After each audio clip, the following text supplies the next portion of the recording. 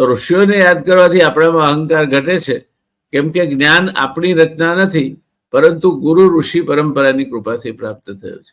ગુરુ બિન કોણ બતાવે વાટ, બડો વિકટ એમ ઘાટ, અને ગુરુ ગોવિંદ દોનો ખડે, કાકો લાગુ પાય, બલિહારી ગુરુ આપદી ગોવિંદ દિયો બતાય.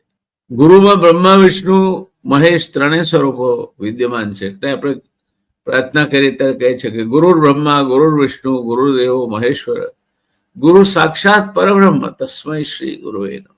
પરબ્રહ્મ સ્વરૂપ એ ગુરુ, હું તને નમસ્કાર કરું છું. વેદાંતનું હૃદય જ આ છે, કેવળ જ્ઞાન.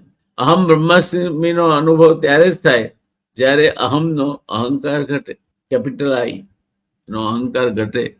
હું કરું એ જ અજ્ઞાનતા, શકટનો ભાર જેમ શાંત શ્વાન તાણે. એ જ્યારે અહંકાર ઘટે ત્યારે તમે જ્ઞાન પ્રાપ્ત કરી શકો. ગુરુ ઋષિ પરંપરાની કૃપાથી આ જ્ઞાન પ્રાપ્ત થાય. ગુરુ હોય અથવા ઋષિ હોય, એની પરંપરાની કૃપાથી આ જ્ઞાન પ્રાપ્ત થાય. આ જ વેદાંતનું હૃદય છે. અહમ બ્રહ્માસ્મિનો અનુભવ ત્યારે જ થાય જ્યારે અહમનો અહંકાર ઘટે. અહંકાર ના ઘટે ત્યાં સુધી ઈશ્વરને ન પામી શકે. અને અંતિમ મહાત્મા એટલે ઋષિ પંચમી એટલે માત્ર પરંપરાગત વ્રત નહીં, પરંતુ એક સાધનાનો દિવસ છે.